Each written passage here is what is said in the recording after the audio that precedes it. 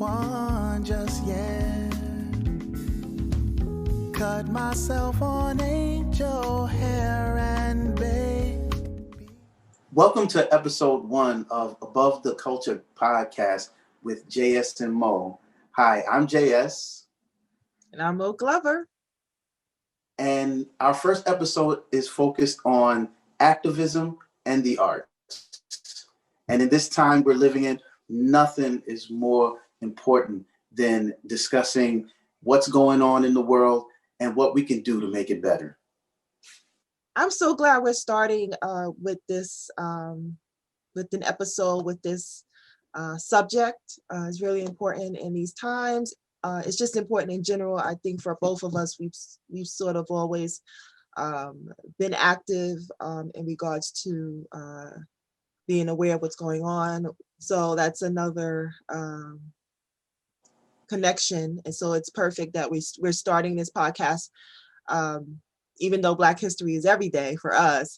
But it's great that we're starting it with Black History Month to bring some awareness to Black history. And of course, the arts is a part of the history. And I'm so happy that we're having some really awesome guests as well. Absolutely. For our initial episode, we have the incomparable, the legendary Family Stan that will be joining us shortly. We're going to start with good old 1619, when our first forefathers came to this country. And even then, we used the arts as a form of protest. Whenever you hear Wade in the Water or Down by the Riverside, these were songs that were used for our ancestors to escape bondage and get to freedom. And so we have a long storied history of using the arts in order to speak about our oppression and to also fight our oppression. And these are our weapons of choice. Can you explain maybe someone specifically that you might have been inspired by? To give you a little backstory of myself, I'm JS. I am a trumpet player and a composer, an educator. I have music out, and mostly I focus on Black music. So whether it's jazz, whether it's R&B, whether it's rock, whether it's soul, gospel music, I pretty much run the gamut of Black music, classical music. It's all Black music. Yeah, that's what I do. Well, can you just name maybe an influence in music that definitely embodies activism, but not only embodies activism, but have inspired you? I would like to start with John Coltrane. And most musicians, especially jazz musicians, can attest to this. John Coltrane was a staunch advocate for not only activism, but the arts. He used his art. I mean, just think about A Love Supreme. Like what he was doing was giving honor to the highest power he could through music. And this was music that was blasting throughout the 60s out of Black homes. And it was music that got our ancestors through that time. And there's nothing more powerful than giving honor to something higher than yourself to get you through hard times. And we find ourselves living in these times now. And that's why a lot of artists are not only influenced by artists such as John Coltrane, like Marvin Gaye, like Amiri Baraka, like Alvin Ailey. We all are influenced by these masters of the arts and using our platform in order to express our activism, to express how we feel about the climate of the world today and how we can change it for the better. Very cool. I would like to ask, if for those who do not know, Who is Mo Glover? Who is Mo Glover? Mo Glover is, I am a woman. I'm a Black woman. I'm a mother. I am an artist. I am a fashion designer. I am a teacher. And, you know, I can just go back in history and explain, you know, in regards to fashion, you know, how activism has been relative to it. But I mean, I just feel like every day, you know, people like us probably is like we're like walking activism. You know what I mean? Like Absolutely. Yes. it's you know, being you know, and I don't want to just keep stating that, you know, reminding people of the obvious, but you know, being a Black woman in itself and thriving in the It's a world. form of protest. You're right. It's definitely resistance, you know, of stereotypes. And, you know, so, but being a creative and being in the fashion industry is another, just the, you know, from the way I may choose to look or dress, you know, and what I listen to, what I read, that's just, that's activism. Well, it's funny that I, you know, it's for me personally, it's been a progression, right? And so when we grow up, we're learning about ourselves, we're getting to know ourselves, and so we change, we evolve. And I feel that the more I've gotten to know myself, um the more, not only the more comfortable I've been, but I feel like that's where my best art and my best work and design has come from, when I've been truly true to myself.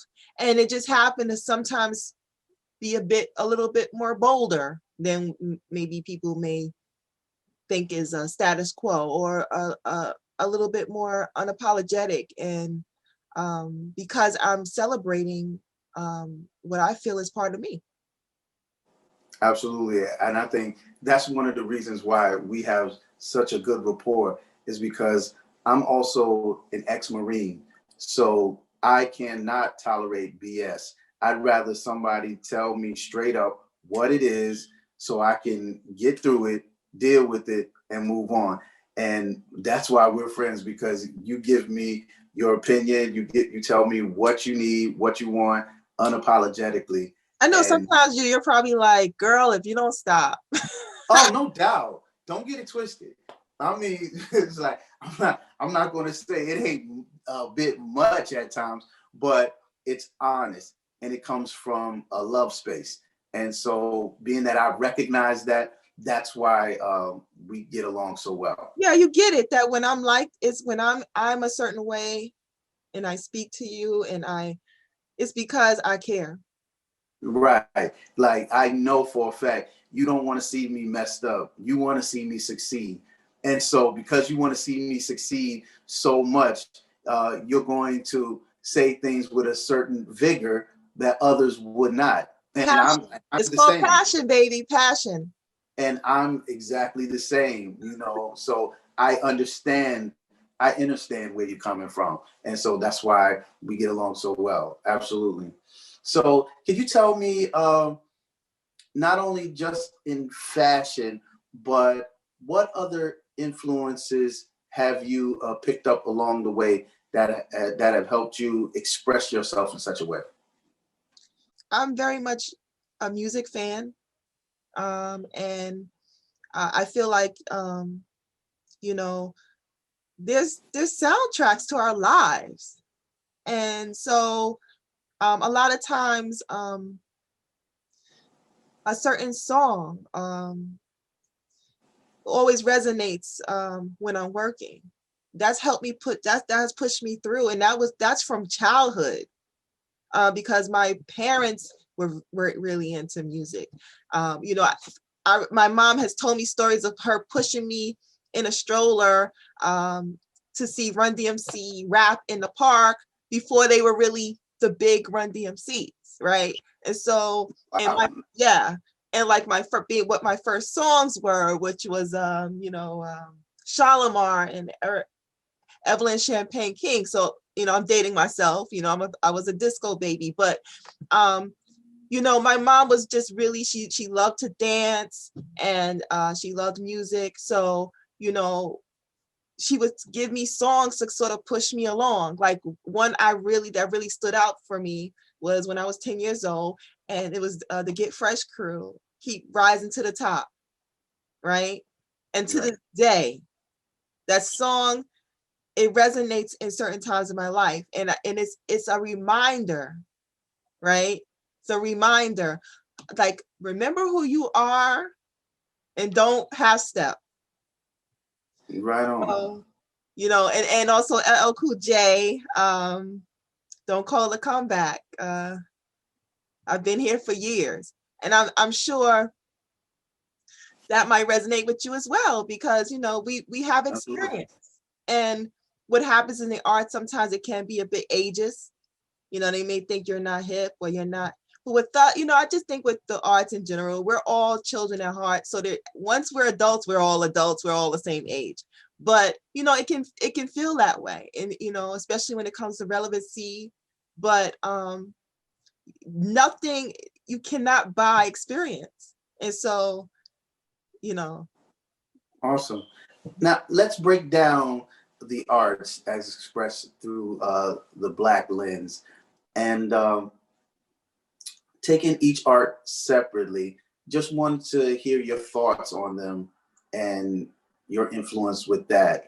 For example, when it comes to the literary arts, I've been heavily influenced by Alex Haley, autobiography of Malcolm X, Amiri Baraka, Blues People, up until today with Ta-Nehisi Coates and his brilliant work Between the World and Me and The Water Dancer.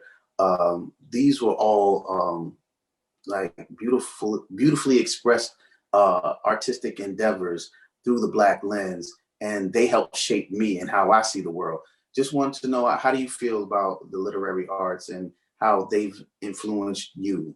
Oh, for sure. From Maya Angelou, Toni Morrison, and Asada Shakur. My mother gave me her book to read when I was about 11 years old. So it's so important Nice. to I hope that my son will be able to appreciate all of the writings of even to Langston Hughes. I too am America. Right. Still resonates with me today. It's always a reminder that being someone that has I started out in my career in corporate, and over the past few years have transitioned to finally being able to have my own voice with my own brand. The fact that sometimes people of color have to sit in meetings and boardrooms, and maybe there aren't as many people sitting there looking like us and feeling and being made to feel invisible.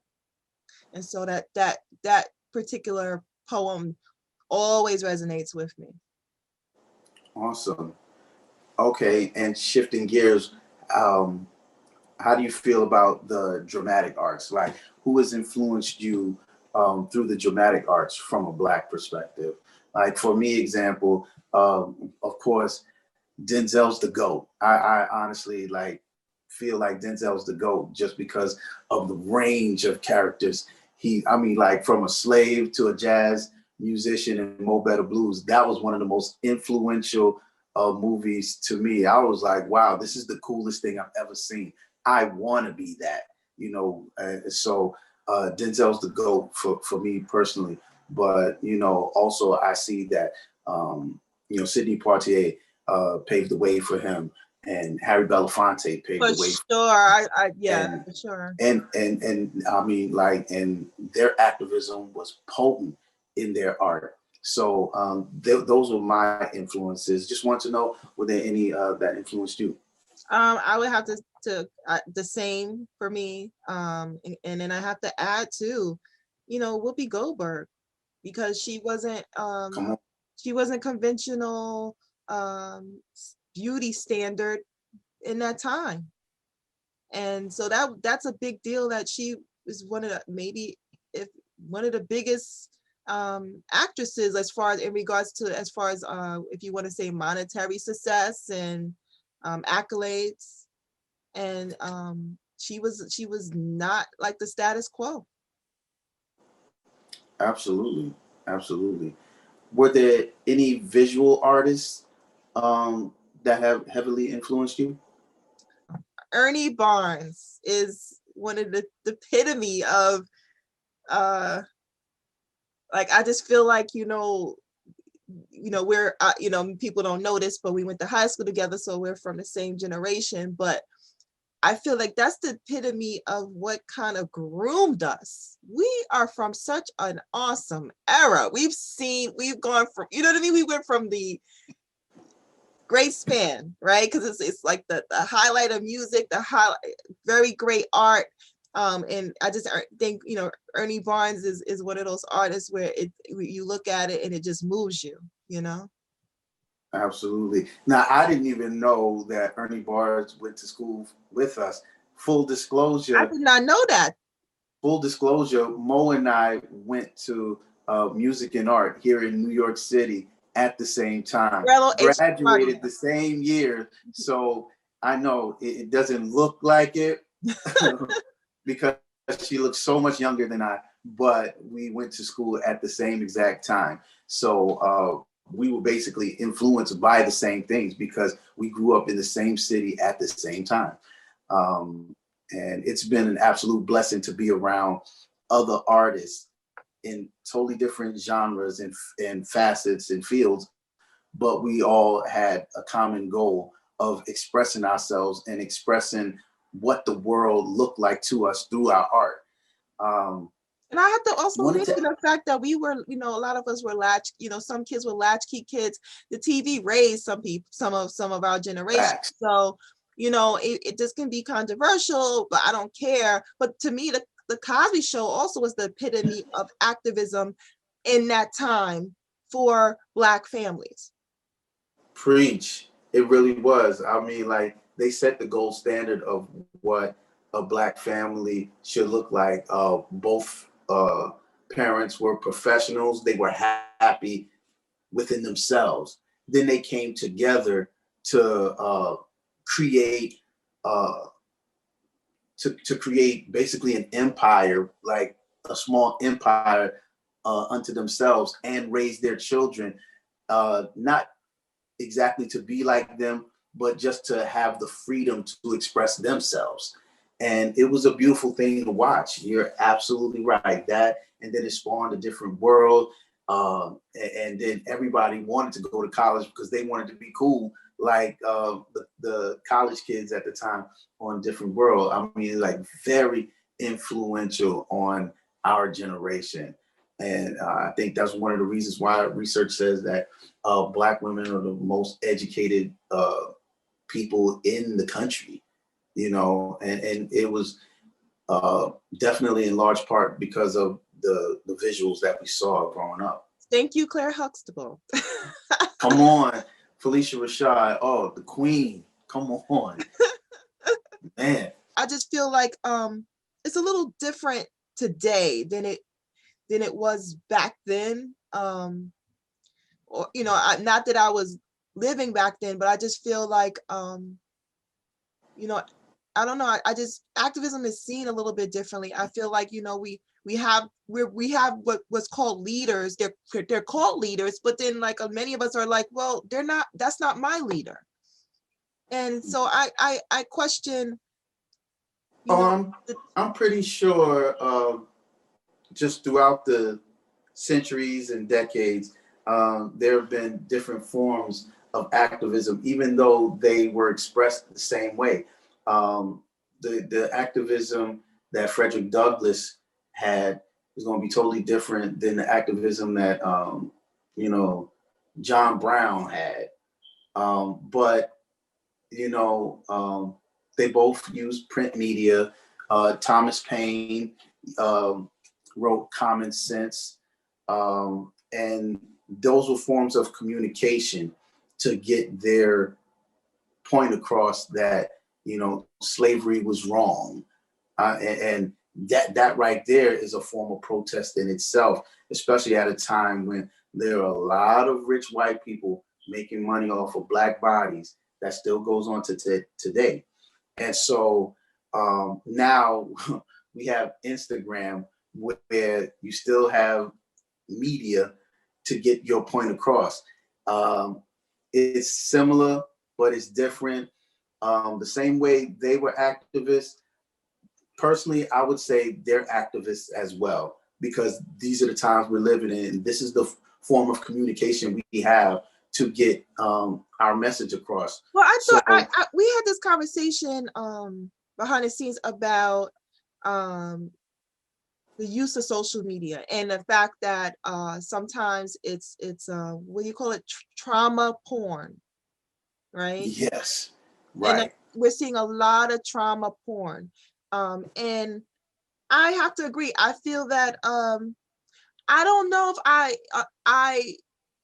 I don't necessarily feel like there's a balance in regards to activism where it's on a more of the opposite spectrum, where it's more positive, positive reinforcement versus the trauma porn. And maybe you can explain what trauma porn is, in case, you know, someone is like, what are they talking about? Absolutely. And I don't mind name dropping.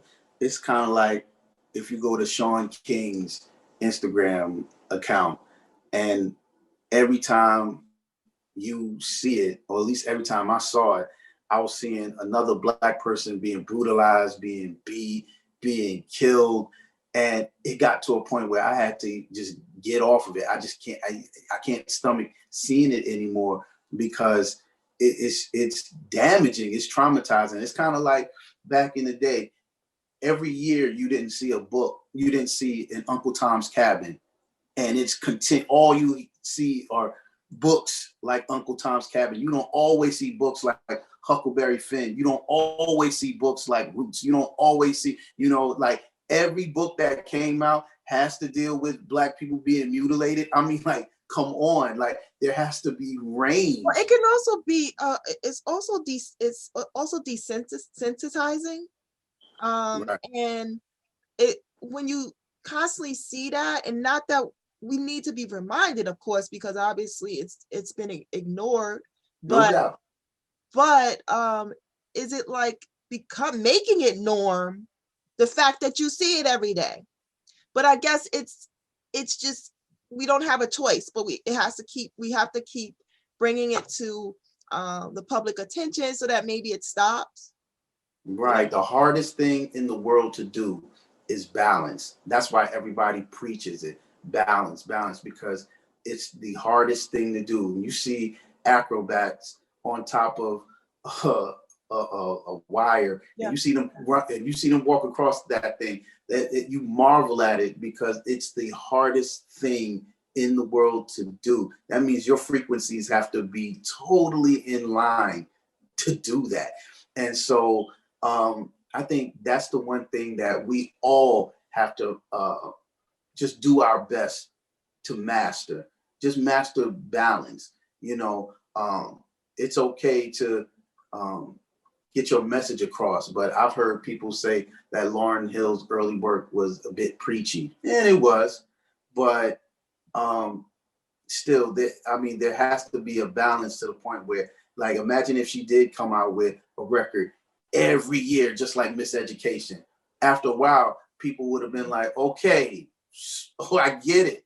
Slow down. So that's why it's I'm not saying not to be not to be unapologetically. No, I want you to be unapologetically Black, but you don't want people to be desensitized to your message.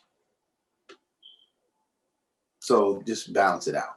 So we're gonna have Family Stand join us, and you have some background with them. Can you would you like to share before we have them come on? Yes, one of the members of Family Stand, V. Jeffrey Smith, is like an uncle to me. He's a mentor. I met him a couple of years back while performing with outstanding guitarist Marcus Machado.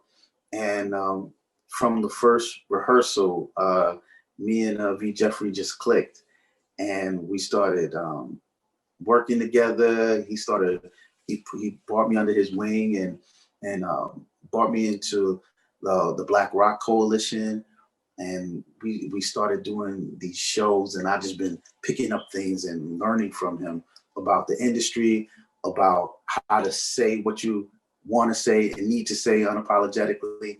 And it all culminated with perform at the Metropolitan Museum of Art.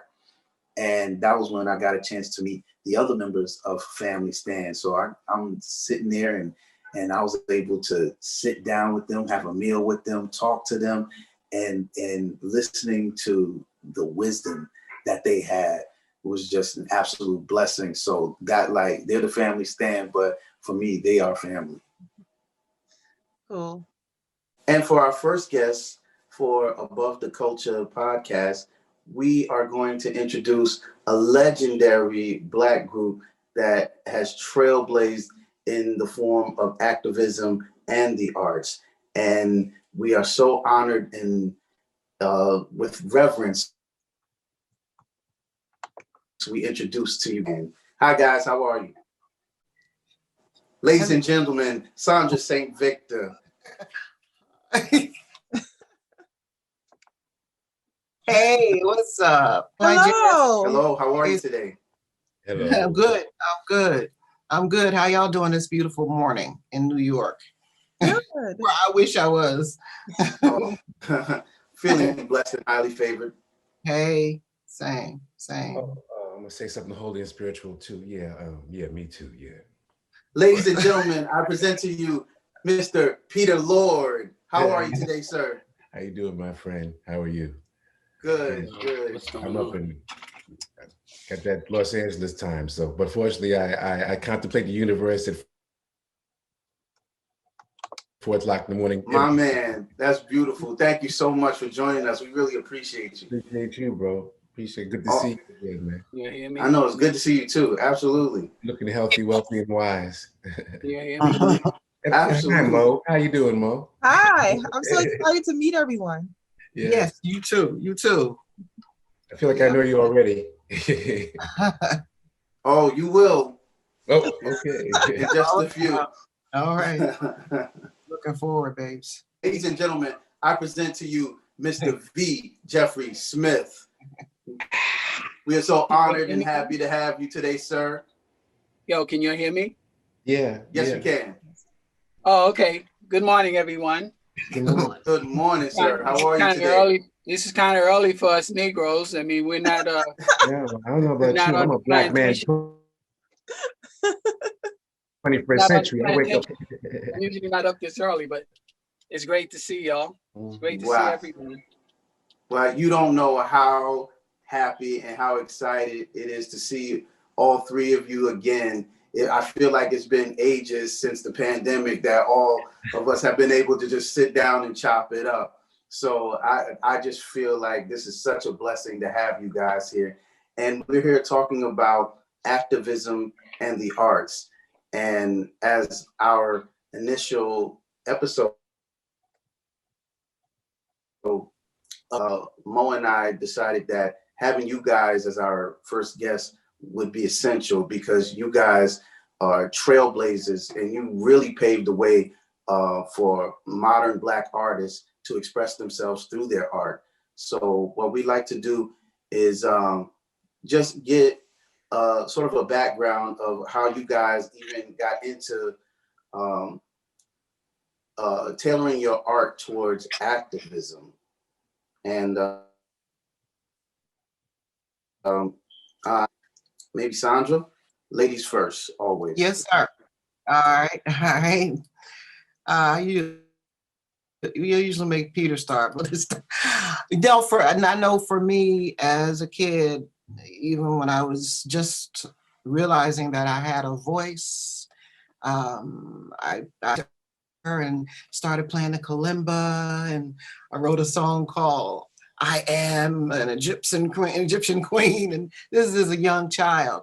But I've always been attracted to, and as we all have, Stevie Wonder's lyrical prowess in being able to craft a song that's not preachy, but still teaches, and you can groove to it without even knowing, maybe subconsciously, that you're learning and growing from it, and that being my background, Stevie, Earth, Wind and Fire, shoot, even some of Parliament stuff, on the space tip.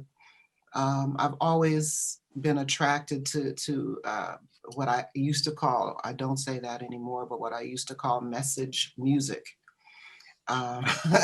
When that was as a child, I said, I want to be a message music singer. That's what I said. And, the things that I've read as a child, from Lao Tzu to Tao Te Ching to the destruction of the Black civilization by, William Chancellor. I mean, all of those things feed into who I am and feed into my music just naturally. Oh, that's awesome. Now, I know I'm in awe of you guys, and I always have been since I was young in New York City watching you guys on Video Music Box. But I know, I'm pretty sure that Mo has a couple of questions for you guys as well. Yeah, but first I really want, an introduction for all, maybe some of the millennials or people that are not as familiar. Like, how did you guys get started as a group? Go ahead, guys. I'll talk. Okay. You want me to take that? I'll take that. Yeah. Since it kind of started, well, Peter and I met through a mutual friend. His name was Will Downing. I think some of you millennials might know him. And we were working together. Will and I were working together. We did a lot of session work together. We wrote songs together, and Pete was also working with. He knew Will, and he wanted he requested a solo from a flute player. He needed a flute player to play on one of the songs song that he wrote, that I still remember till this day, that we could put out, that could still be a hit. So Will let me hear the song, and I said, I got to meet this guy. I don't know, I got to meet him. And, just something about his writing and his and the way he structures his songs and his lyrics, and it just kind of connected with me. So we met. Long story short, we met, and we just started working together, and we were doing a lot of production work for record companies, and we met Sandra actually through another mutual friend, Lisa Fisher. I knew Lisa from I met Lisa at a session, the Billy Ocean session that I did back in 1983. And because we had a bunch of women doing our demos, and we met. I'm just kind of condensing this for time. We had a bunch of women doing demos for us, and Lisa was doing demos for us as well. And she started going on the road with Luther Vandross and Rolling Stones, and we said we needed a singer, so she hooked us up. She said, "Oh, my girl Sandra lives in Dallas," and at that time we happened to be going to Dallas to produce this group called the Mac Band, and they happened to be on. She happened to be on tour with Luther, so she hooked us up at a concert together, and I guess y'all can take it from there. Pete, Sandra, y'all can take it from there. Well, I was waiting for Sandra to tell the story of how we met and how warm we were to one Well, another. maybe, yeah, maybe Sarah should take it from here. Oh, there was warmth involved. All right, I'm going to hear warmth. There was, but it was just I was just misunderstood as I am today. But no, no, we met Sandra there at the concert, and I walked up to Sandra and said, "Hi, I'm Little Peter Lord," and she turned up her nose at me, and then Oh, Wow, that's this why is they paper. call it his story. Yeah, exactly. But what's good? We'll get to the point. We eventually started working with Sandra, and the thing is that immediately Sandra had the vibe and energy that was a perfect fit for the group. Um, Coming out of where this is like late 80s, like very late 80s, literally like 2 months before 1990 almost. But and this, at least for me personally, uh, whatever was going on much in the mainstream of the 80s was not necessarily satisfying for me musically. And we were partially, for lack of a better term, to be funny a little bit, we were in a little bit of the Jerry Curl, poppy funk era, and we weren't about that. Not so much, I mean, it was conscious but unconscious. But you just look at that album cover, well, the first album when we Yvonne Jeffries in the stand, but especially once you get to Chain and Ghetto Heaven, I look back in the cover and I'm like, wow, what were we thinking? Because nobody was really looking like that as a quote unquote, No. Well, I'm glad we were thinking that way, R&B band, and we didn't think about it about ourselves. It was just a music band, and though as we were signed to by Sylvia Ronan, Merlin Bob, after Timmy Regisford, heard it told them about us. We were supposed to be a regular kind of producers working with the artists, but we knew we kind of really wanted to be a band. So we snuck that in there behind their backs, in front of their face. And we had bigger stories to tell and a wider range of things. Back to the original question of activism. The thing is, fortunately or unfortunately, all of us grew up in an era where Stevie, Beatles, James, Sly, these people, these teachers were great artists who wrote great songs, had the vibe, had the funk, had the crunch, but told stories in a natural way. And so by the time we have our first hit as a band, Ghetto Heaven, that kind of encapsulized all those elements, and coming out of that 80s, also all those singers, there was a certain kind of sound from that time, from bands who happened to be Black but making music. And I get it, that R&B, based on the history of the culture to a large extent, as much as it's rebellious music, is also soothing music, so even in the nature of a thing about backgrounds, and I use this often as an example, Kashif and great producers like that, who had some great hits, but a lot of times it was a smoothed out kind of like so fine, blow down, doom doom, was all that boom boom, and that stuff was slick and dope. But I wasn't that intelligent, so I needed to not be so slick and dope, and I didn't want to hear that. And then I heard Sandra singing. I heard, oh, that's what we need to hear. Okay, we need that, Right. that grit, that soul. I used to tell the singers, like, don't sing it so perfect and smooth. Don't blend. All right, And we're like, what do you mean don't blend? We're supposed to be right here, right now. I said, no, I want it right here, right now.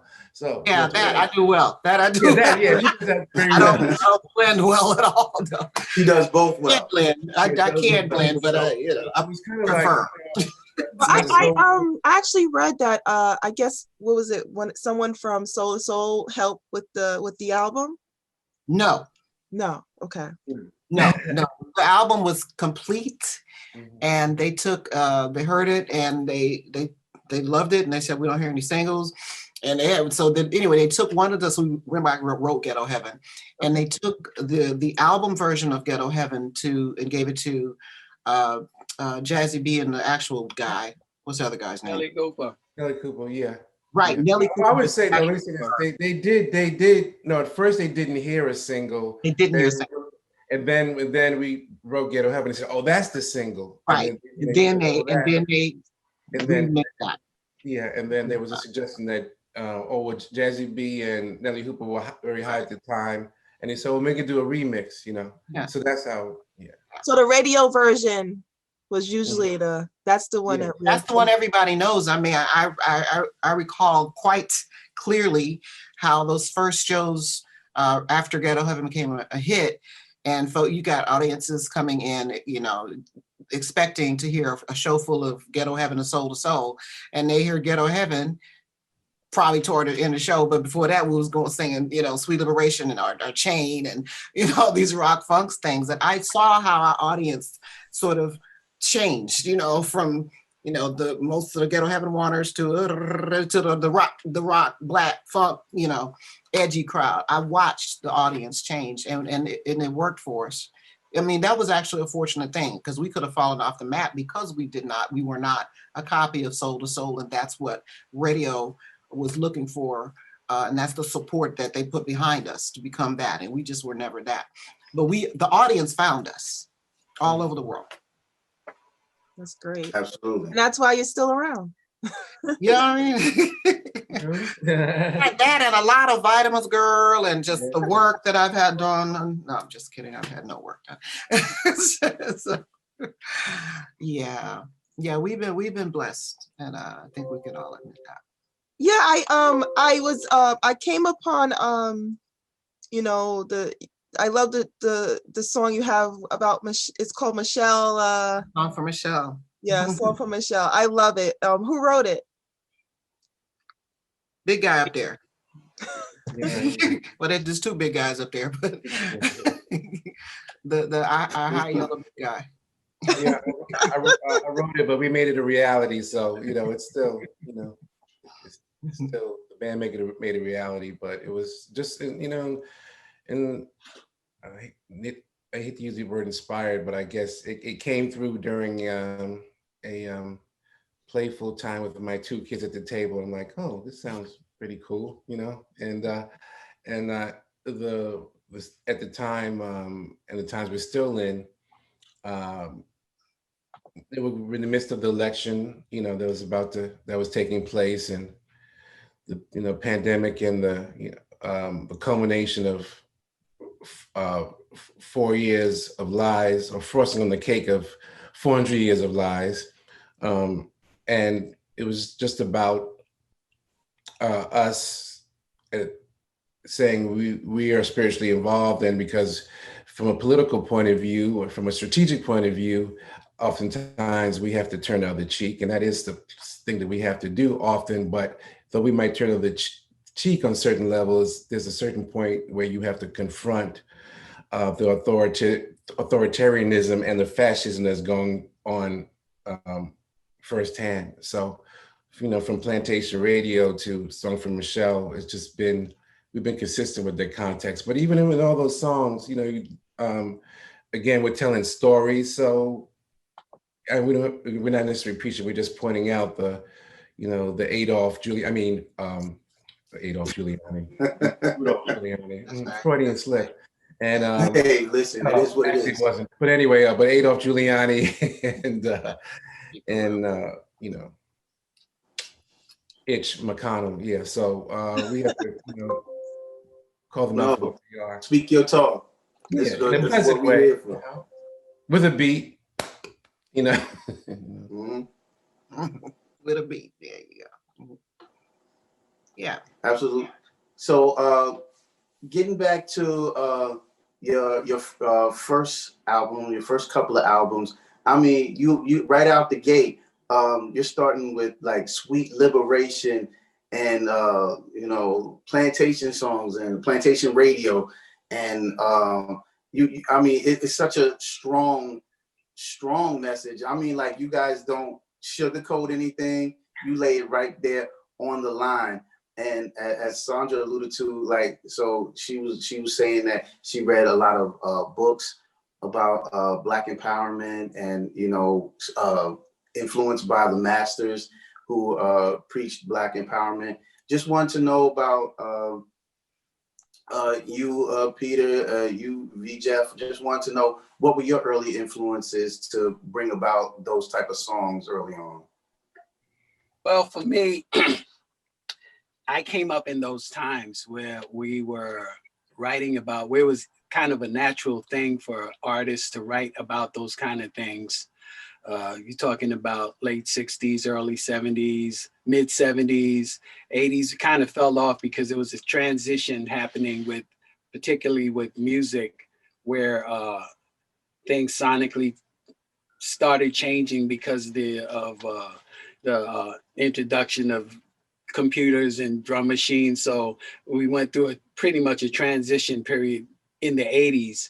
That's why the music kind of sounded kind of mechanical and sterile, most of it, because you went from a live, a lot of live playing, a lot of live performances, to now where everybody and their mama thinks that they could produce music because, it just got easier to press a button, and Yes.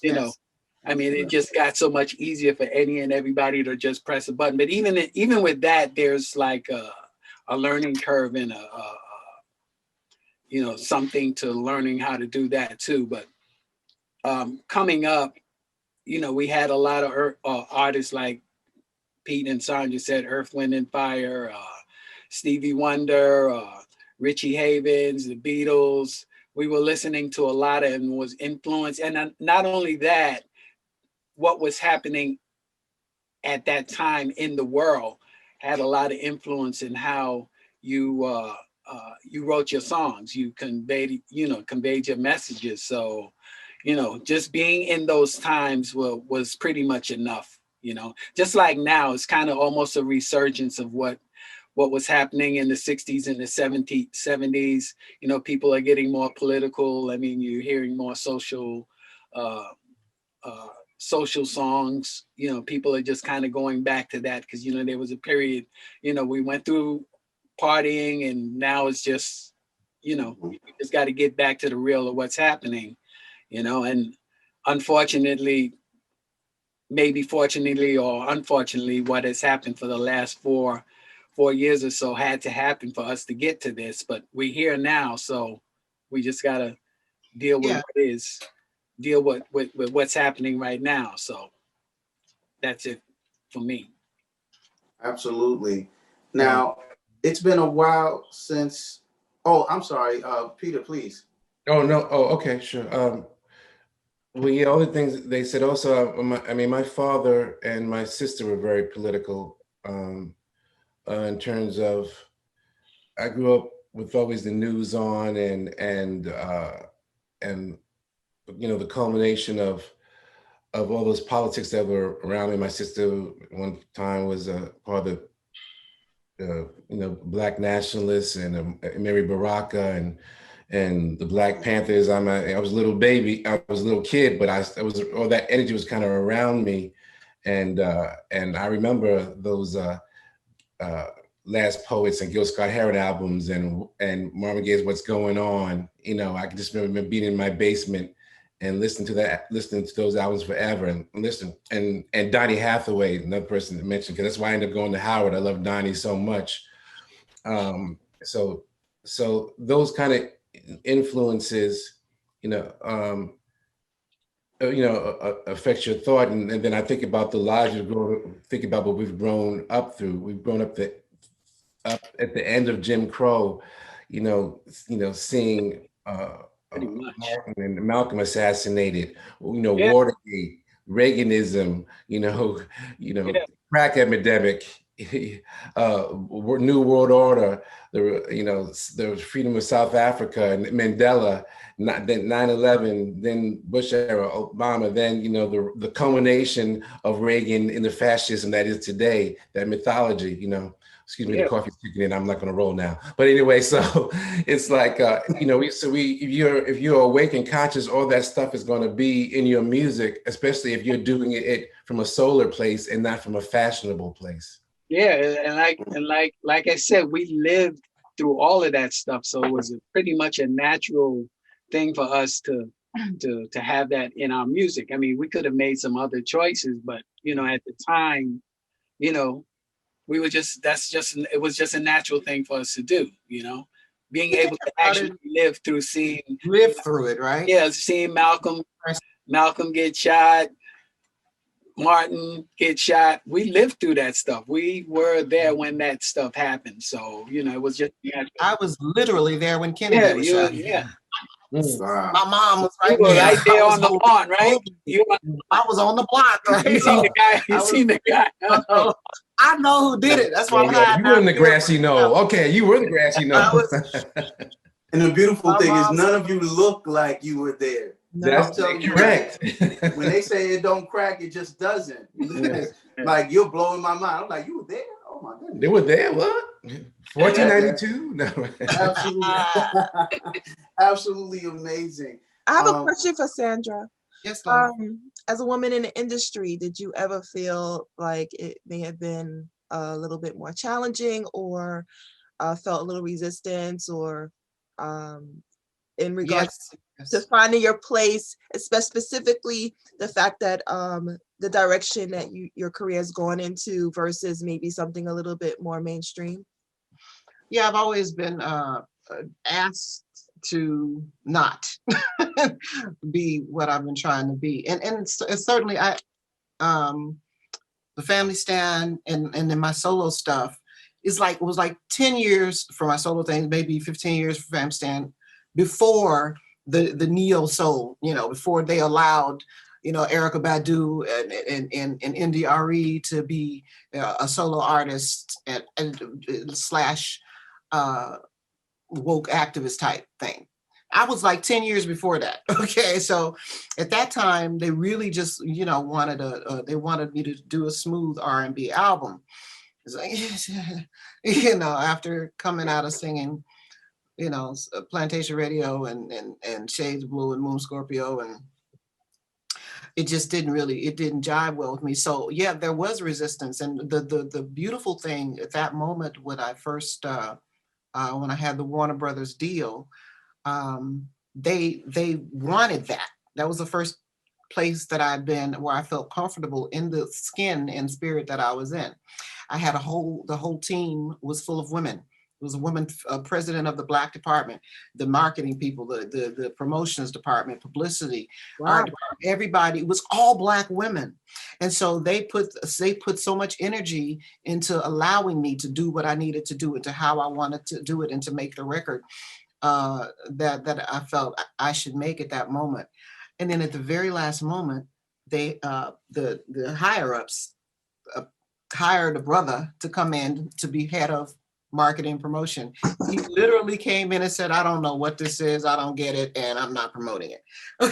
So even then, so he basically, he didn't shelve he just kind of kicked it out. He didn't shelve it, but he threw it out and focused all of his energy on what he understood, which was a smooth R&B, Eric Benet's first album at that moment.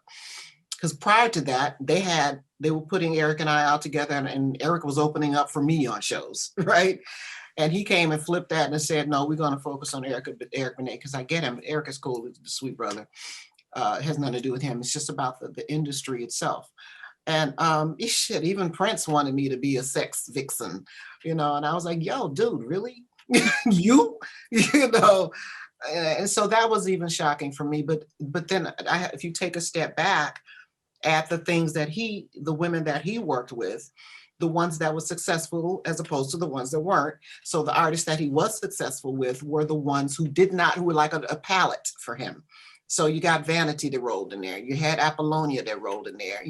Even Sheila E. to a certain degree, she wasn't a palette, but she was just a percussionist with just, a natural look. And he just totally remade them and made them into, sex vixens that he could put songs on top of. When he produced Nona Hendrix when he produced Patti LaBelle, when he produced Shaka Khan.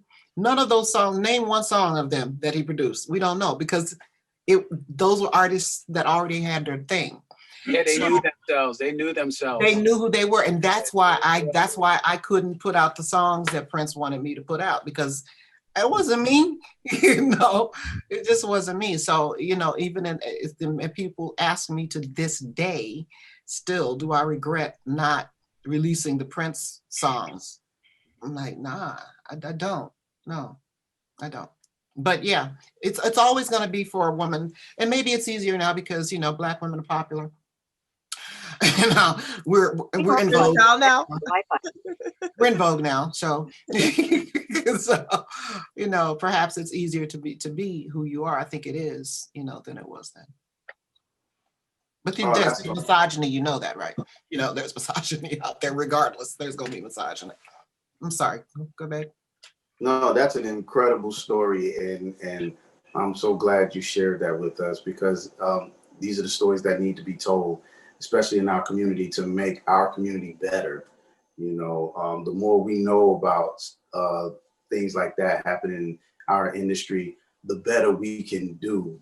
Generation after generation, we like, okay, that's what, not saying you, but that's what great grandma had to go through. That's what grandma had to go through. That's what mom had to go through. So now we can do better. Generations moving forward is like, okay, that's not how we're supposed to do it. Let's do it this way and make it better for our daughters and our granddaughters, and just push the needle forward. So thank you so much for sharing your story.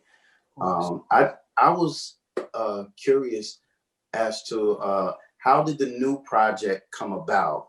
Because it's been a little while since the three of you have blessed us with new music and given us that activist voice through the arts. So I just want to know, how did the new music come about? Is this a new, you have a new album or a new single? Well, we have a new album coming. And what number album is this? How many albums have you guys done? Oh my God. 6, right? Something like that. I think 6 or 7. Yeah. 6 or 7, something like that. Let me see.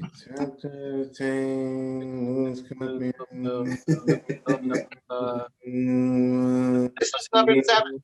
This is 7. This is 7. 7, right? 7. This is what happens when you have a catalog, ladies and gentlemen. That's what's up. That's beautiful. A catalog spread over 30 years. Yes, 7 years. Yeah. So what is this album going to be called? It's going to be called Evolve. Okay. And it rose out of the last time we were all together, including JS. Yeah. We were at the Black Rock Coalition anniversary, and we all live. Sandra, Jeff, and I live in different parts of the world right now, but whether we speak, whether it's been weeks or days or months, it's always like we're just picking up a conversation that's continued. So we were vibing there and said, hey, this, maybe we can do a new album, do a few songs, but over a few songs, once we open the gates of creativity, it's not like we're just going to do 2 songs. So then we had 20 songs. And, because we started out with like 5 or 6 that we were going to do, and it wound up being like 15, right? We're going to do an EP, and now it's a double album. Yeah, so this one's dope, that one's dope, but so we, put out singles a long time, but then, as we were supposed to do a little mini tour, and as the family ends, good fortunes usually arise, and there was a pandemic at the time of our tour. We didn't do that. We didn't do it. So yes, it began with us. It wasn't in Hunan province. It was in Hunan, Brooklyn. Who the hell is that, Brooklyn? So when can we expect to be able to listen to it? On Jeff's 39th birthday. Yeah, all right, that's right. We got the date. On Jeff's 39th birthday, February 25th, we're talking about it. The 25th, that adds to a 7. This happens to be our 7th album, so yeah, that's I don't know if that's a coincidence or ironic, but I remember no such thing. Yeah, that's true. I don't believe in luck either. So absolutely, there's no coincidences out there, and I believe in numerology too. Oh yeah, that's right. It matters. So I dig, I just dig you guys. Absolutely. So Mhm. Evolve, how will we be able to purchase it? It should be this is where Sandra takes over because she's All she's the Okay. a platforms. business person. Sandra George is handles crazy. all that stuff for us. I'm a Great space guy. cadet. No, I just asked somebody to do it. No, it's basically all of their streaming platforms where all aggregators out there is where to be available. So you're talking your Apple Music, your Pandora, your Spotify, your YouTube. We got a couple videos up already. I do have to get that the family stand. I've been trying to. YouTube's so slow, but I've been trying to mesh together the family stand's official YouTube channel with my official YouTube. So we have official artist channel. So things can be, all of that can be in one spot because people search sometimes for one and don't know about the other and vice versa. So yeah, in all your aggregators, wherever you listen to music literally is where it's going to be. We'll see how that goes before we start talking about whether or not we're going to do like something special, like a limited edition press up or something. And once things happen with live performances again, then we absolutely need something like that to add to merch to have physical copies. Hopefully, maybe even some wax because that's the shit. But we'll get to all of that. Right now, we're just gonna put it out on all streaming platforms. Who came up with the family stand? And work to get it into some like films and series and that sort of thing, which is how things are really getting more notice and immediate notice nowadays. Who came up with the name The Family Stand? What does it mean? Slide in the Family Stone and Merlin Bob. We were in the office and we Y'all go and tell us. it would have been The Stand and wanted to be, Right. but there was a group in Ohio that had the name and we might have to go through something. But when Jeff and I sat in the office with Merlin Bob, he was saying, yeah, this next album, I'm trying to go for a Family Stand vibe. I mean, Family Stone vibe, Sly vibe. And he's like, okay, The Stand. Oh, the Family Stand, huh? And like, we were like, we never thought of it, Yeah, so that. I was there too. I remember that. Yeah, because the funny thing, Okay. yeah, because the funny thing about I remember Merlin Bob just kept reeling off names because we wanted to change the name from the first album, which was Yvonne Jeffries in the Stand, and he kept reeling off names. And when he mentioned Family Stand, we we actually looked at each other while we kept rolling off names. Yeah. We knew that was the one, so that's how that happened. Yeah. Oh wow, that's dope. That's perfect. That's dope. Yeah. Okay, so that means everybody on February 25th, you can pick up the brand new album from Family Stand entitled Evolve, and your new single out. Would somebody please like to introduce the single, because we're definitely going to highlight the single and the new video associated with it. So who would like to introduce it? Well, we actually had two things out, right? Yeah, what was Michelle and Paradigm and Uprise. Not Paradigm Shift. It was Rise Up. Rise Up, Yeah. Rise Up, Uprise, yeah. Mm-hmm. Oh, you have two singles out. Well, I don't know. I guess you kind of from the song from Michelle and yeah. So there's a song from Michelle, and there's Rise Up, Uprise. Which all had to do with what was happening at the time, with the political climate. So we were just kind of putting everything out there. This is why I say it's so important for artists, along the way to document, even if you're not, you might be in some kind of funk through the years, because it kind of gives you an idea where you are at a particular time. Because if you've been in this business for a long time, it's always good to look back and say, okay, this is what I was thinking at that time, or this is where I was at that time. So, it was a natural thing for us to like kind of be involved. And for me, it was no better group or situation for me to be in than with these guys, because these guys are kind of my heroes. They were like me looking up to the Stevies or the Beatles. I was actually in a group with